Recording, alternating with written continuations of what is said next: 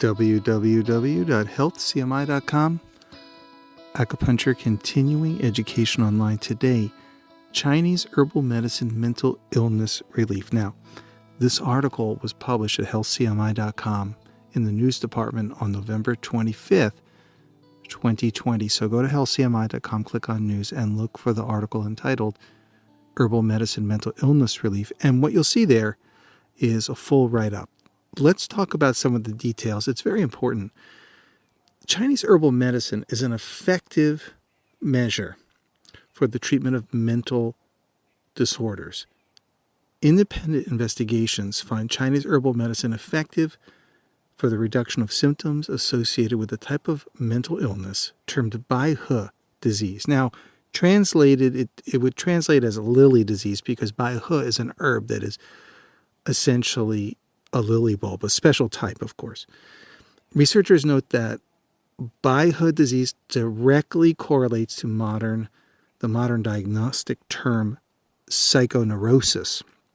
So, the name Bai He disease, again, really covers a broad area of mental illness. So, symptoms vary based on individual presentations, and you could be looking at headaches with frequent mood swings, emotional volatility, anxiety, depression.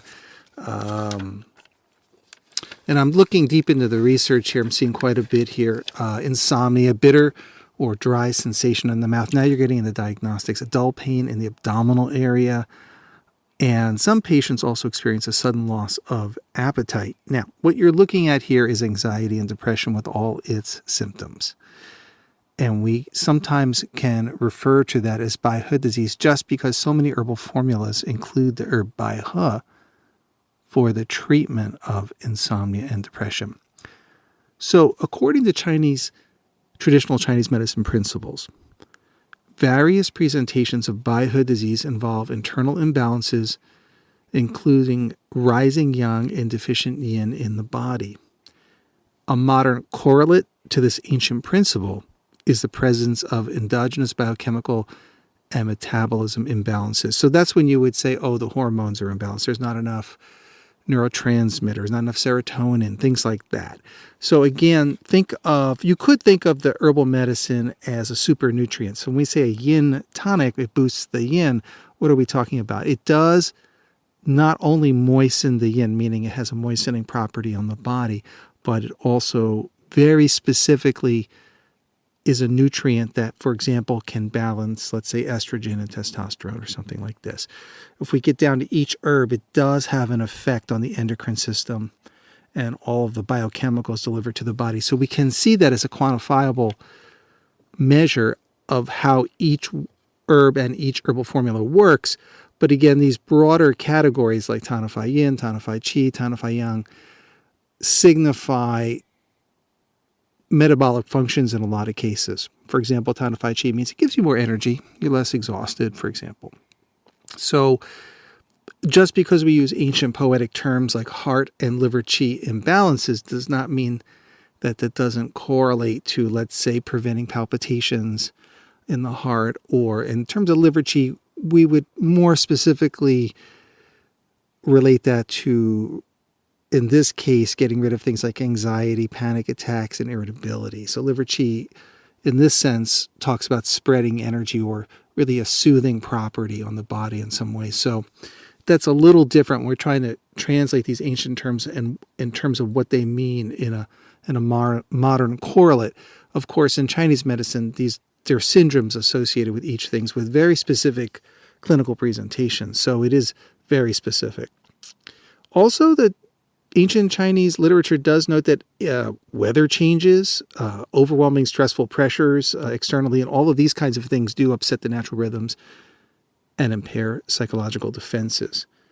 For example, when you get less sunlight exposure, that can lead to increases in melatonin production in the body, making one more somnolent, more introspective, but it can lead to depression, for example. And that has to do with how the pineal gland responds to external sunlight. So in the summertime, you see more sunlight, less melatonin. Wintertime, less sunlight, typically, therefore more melatonin. So there can be a seasonal affect disorder associated with just changes in sunlight levels.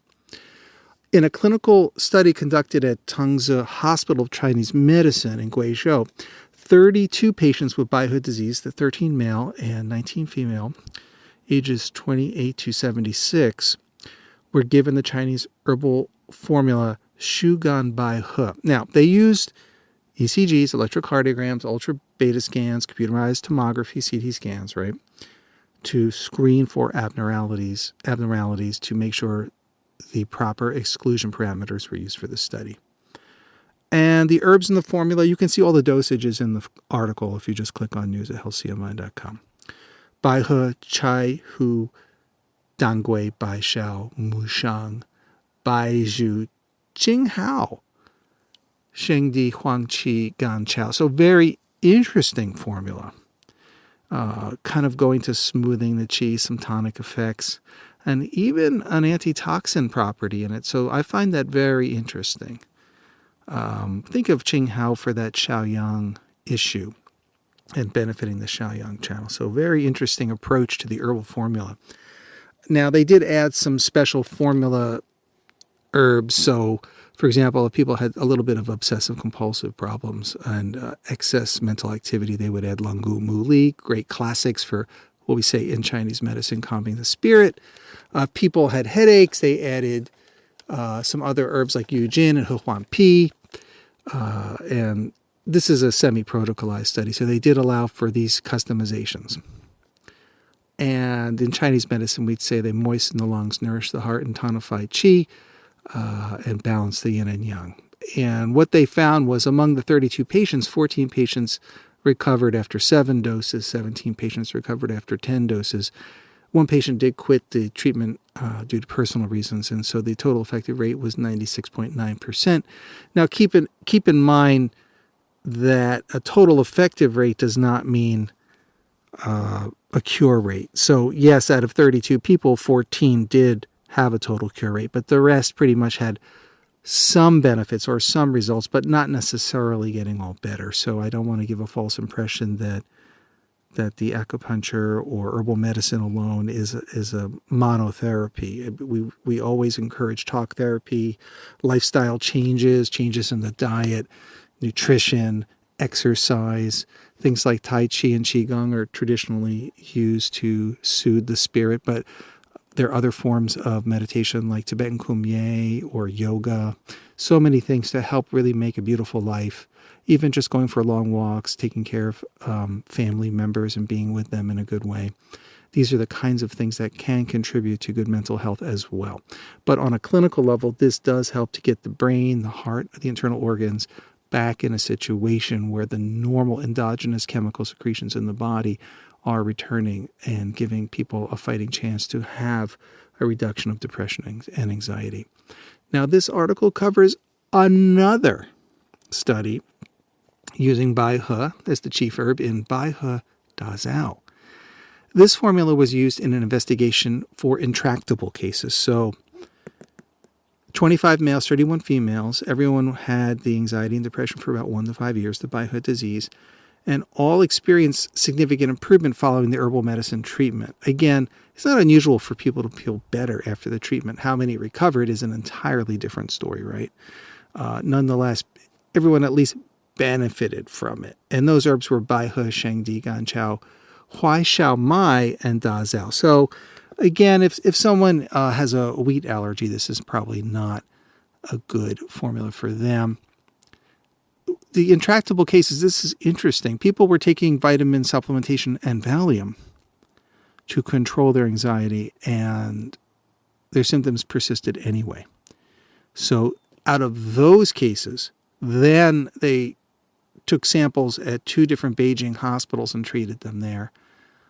And they did categorize this as post-disease excessive heat type or over-worrying depression type.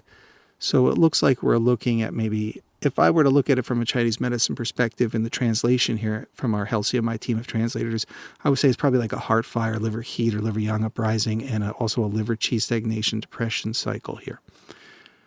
For patients experiencing excessive thirst sensation, they added gualo, again, zhimu, and Beisha Shen. So kind of nourishing the fluids, preventing that dryness from hurting people. And for all patients, 2 doses were taken, one in the morning, one in the evening. And treatment lasted 20 to 80 days, depending on the severity. Outcome measures for the study included recovered, which is symptoms eliminated, effective, symptoms reduced by 80%, ineffective, symptoms aggravated or remain. So after completion of the herbal regimen, you had 20 recovered cases. That's pretty good. I like that one. 28 effective cases and 8 ineffective cases. So the total effective rate of 85%. But remember, 8 ineffective and 28 ineffective, not everyone's going to get these fantastic results. Some will get amazing results.